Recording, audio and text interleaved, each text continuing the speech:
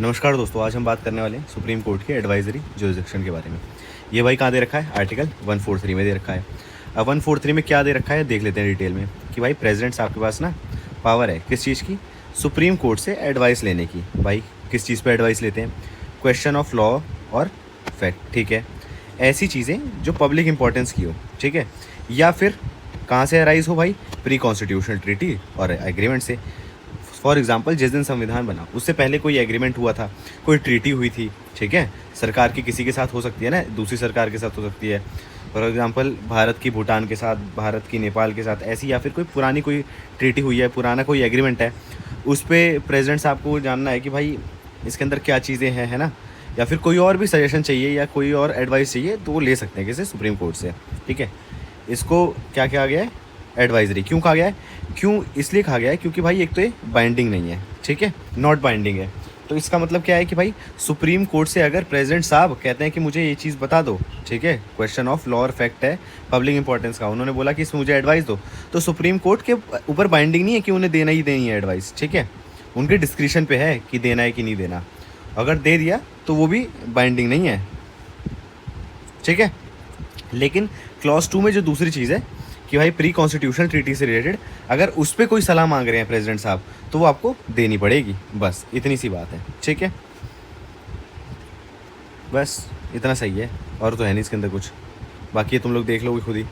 It finds few parallels, मतलब इसकी तरह और भी कुछ चीज़ें हैं, मतलब और भी जगहों और भी कॉन्स्टिट्यूशंस में इसका जिक्र हो रखा है। बाकी तुम लोग देख ही लोगे कि आयरिश कॉन्स्टिट्यूशन में भी ऐसा कुछ दे रखा है, ठीक है, कैनेडियन सुप्रीम कोर्ट में भी ऐसा कुछ दे रखा है, ठीक है।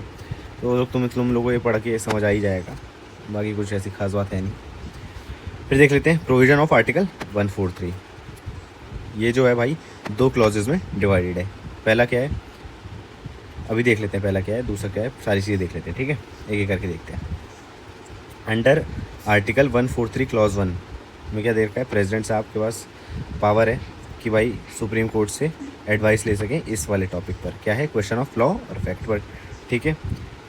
ऐसी चीज़ें जो अराइज़ हो चुकी हैं, ऐसा भी टॉपिक हो सकता है ना जो अराइज़ हो गया कि इस पे यार बताओ यार ये चीज़ मुझे समझ नहीं आ रही, प्रेसिडेंट साहब कह रहे हैं कि भाई यार चीज़ सुप्रीम कोर्ट यार मुझे बताओ, मुझे ये चीज़ ना समझ नहीं आ रही, या फिर उन्हें लग रहा है ऐसी कोई टॉपिक अराइज़ होने वाला है जिस पे उन्हें लगता है कि भाई एडवाइस ले लेनी चाहिए, ठीक है। बस बाकी नेचर ऑफ पब्लिक इंपॉर्टेंस होना चाहिए, अपने लिए तो पूछ नहीं सकते कि मैं बताओ आओ सुप्रीम कोर्ट कि मुझे कल क्या कपड़ा पहनना चाहिए या नहीं पहनना चाहिए, ठीक है। तो की फीचर देख लेते हैं क्लॉज 1 में क्या क्या दे रखे हैं। स्कोप ऑफ क्वेश्चन, मतलब भाई ये क्वेश्चन किस चीज़ से रिलेटेड होने चाहिए? Can relate to any matter, बस समझ गए, समझ गए। Not just those within the president's power function and duties. ये कहाँ पर क्लैरिफाई किया गया था? यूपी लेजिस्लेचर केस में किया गया था, जहाँ पर सुप्रीम कोर्ट ने रिजेक्ट कर दी थी contention that references are limited to matters containing the president's authority. मतलब any issue of public importance पे वो सलाह ले सकते हैं। प्रोस्पेक्टिव नेचर है इसका। President can seek an opinion on issue that have arisen और लाइकली टू अराइजन, ठीक है। आज कोई टॉपिक अराइज हो गया या फिर 10 दिन बाद कोई टॉपिक अराइज होने वाला है, या कभी भी आने वाले टाइम में फ्यूचर में, ठीक है। प्रेसिडेंट साहब को लगता है कि यार ऐसा कोई टॉपिक अराइज हो जाएगा जो अपन ऊपर देख ही चुके हैं।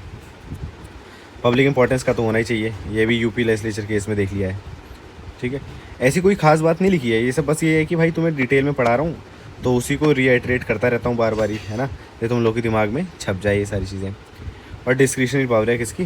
Supreme court. ये सारी चीज़ें अपन ने ऊपर देख ही ली थी, इसको पढ़ लेना, इन दो पॉइंट्स, कुछ चीज़ें समझ आ जाएंगी। और नहीं पढ़ना तो भी छोड़ सकते हो, कोई दिक्कत की बात नहीं इतना, लेकिन मैं तो कहूँगा एक बार पढ़ लोगे तो भाई 2-4 चीज़ें एक्स्ट्रा समझ ही आ जाएंगी, कोई बात नहीं है। आर्टिकल 143 क्लॉज 2 ये भाई क्या एड्रेस करता है? ऐसी ट्रीटी, एग्रीमेंट और कोवेनेंट एग्रीमेंट, इंगेजमेंट, सनद और सिमिलर इंस्ट्रूमेंट जो संविधान बनने से पहले के हों, बस इतनी सी बात है। ये है क्लॉज 1 है संविधान बनने के बाद, क्लॉज 2 है संविधान बनने से पहले, ठीक है, ठीक है। और इसके अंदर सुप्रीम कोर्ट ऑब्लिगेटेड है, उनको मतलब अपना जो ओपिनियन है उनको देना पड़ेगा ही पड़ेगा, बता ही चुका हूँ ये भी पहली बात। स्कोप देख लेते हैं एडवाइजरी जुरिसडिक्शन की। भाई ब्रॉड स्कोप ऑफ क्वेश्चन है, क्यों? क्योंकि भाई ऐसा कोई भी क्वेश्चन अराइज हो बस उसके अंदर क्या होना चाहिए? क्वेश्चन होना चाहिए किसके ऊपर? लॉ या फिर फैक्ट के ऊपर, ठीक है, ठीक है।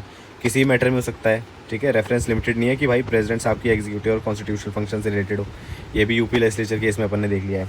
प्रोस्पेक्टिव इशू है, पब्लिक इंपॉर्टेंस होना चाहिए, डिस्क्रिशनरी वर्सेज मैंडेटरी, मतलब भाई क्लॉज 1 जो है, ठीक है, वो क्या है, डिस्क्रिशनरी, क्लॉज 2 क्या है, मैंडेटरी। बस इतना सा याद रखो, ये तुम लोग समझ आ गया है।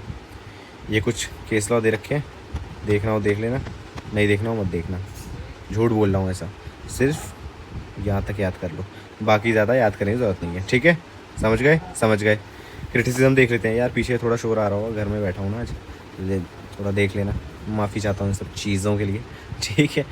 तो क्रिटिसिज्म बता देते हैं एडवाइजरी जुरिस्डिक्शन का, कि भाई हाइपोथेटिकल क्वेश्चन होते हैं। In attorney general of British Columbia versus attorney general of Canada, Privy Council ने क्रिटिसाइज़ किया एडवाइजरी ओपिनियन को, क्योंकि इन्वॉल्व करते हैं हाइपोथेटिकल या फिर एब्स्ट्रैक्ट क्वेश्चन। क्यों भाई, फ्यूचर में होने वाला है ना, अभी हुआ तो नहीं है। जब होने वाला है मतलब आदमी दिमाग में मनगढ़ंत चीज़ें बना रहा है, हाइपोथेटिकल चीज़ें हैं ये सारी, ठीक है।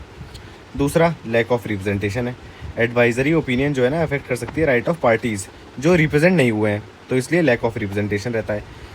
प्रेसिडेंट साहब समझो इन दो पार्टियों के बारे में बात करना चाहते हैं, इनके बारे में सलाह लेना चाहते हैं, भाई ये तो रिप्रेजेंट हुई नहीं, तो प्रेसिडेंट साहब ने इनके बारे में सलाह लेकर अफेक्ट कर सकते हैं इनके राइट को, है ना। पोटेंशियल फॉर ओवर रीच, सही बात है, सुप्रीम कोर्ट का इससे ओवर रीच भी बढ़ सकता है। बस काउंटर आर्ग्यूमेंट है, ये सब पढ़ लेना, ऐसा कुछ खास नहीं है।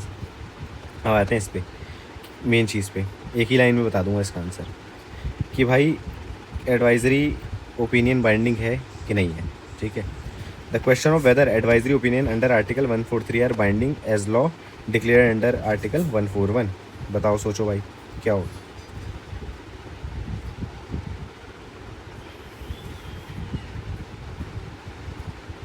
तो ये दे रखा है आर्ग्यूमेंट अगेंस्ट बाइंडिंग नेचर, पहले देख लेते हैं कि भाई कुछ हिस्टोरिकल प्रेसिडेंट है इन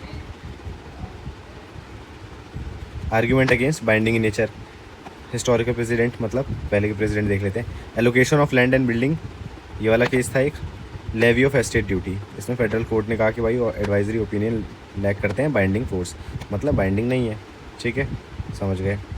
फिर यूपी लेजिस्लेचर का केस हुआ, सेंट जेवियर कॉलेज का हुआ, उसमें एडवाइजरी ओपिनियन को कहा गया कि भाई बाइंडिंग नहीं होंगे, ठीक है। अब नेचर देख लेते हैं एडवाइजरी जुरिस्डिक्शन का। एडवाइजरी जो ओपिनियन जो होते हैं ना, वो रेंडर किए जाते हैं विदाउट एन एक्चुअल डिस्प्यूट। अभी डिस्प्यूट अराइज नहीं हुआ, या लग रहा है प्रेसिडेंट साहब को होने वाला है अराइज, ठीक है, उससे पहले ही कोई एडवाइस उनको चाहिए होती है, ठीक है।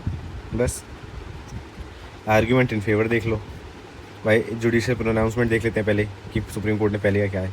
Calcutta high court Ramkishore Sen versus union of India, इसमें सुप्रीम कोर्ट ने कहा कि ओपिनियन जो है अंडर आर्टिकल 143 वो बाइंडिंग है, ठीक है भाई। Shabia Das Mehta versus legislative assembly of Gujarat, इसमें चीफ जस्टिस भगवती जी ने ऑब्जर्व किया कि एडवाइजरी ओपिनियन जो है ना वो कॉन्स्टिट्यूट करते हैं लॉ डिक्लेयर अंडर आर्टिकल 141। 141 मैंने पढ़ाया था, ठीक है। इसमें कहा जाता है कि सुप्रीम कोर्ट ने अगर कोई बात बोली तो उसके पास लॉ की तरह एक फोर्स है, ठीक है, वो पूरे भारत में लागू होगा, क्या होगा, लागू या फिर इन्फोर्स, ठीक है, समझ गए, समझ गए। स्पेशल कोर्ट्स बिल 1978 का केस है, इसमें कहा गया कि भाई जो एडवाइजरी ओपिनियन है वो should bind all courts in India, बस बाकी और तो कुछ है नहीं। फिर है ये कॉन्स्टिट्यूशनल रेशनल देख लेते हैं। ये सुप्रीम कोर्ट की एडवाइजरी जुरिस्डिक्शन है, उसके लिए भाई कम से कम 5 जजेस की बेंच चाहिए होती है, तभी दे पाएंगे, बस और तो कुछ है नहीं इसके अंदर। हाँ, करंट पोजीशन देख लेते हैं। Kaveri water state dispute tribunal में कहा गया कि भाई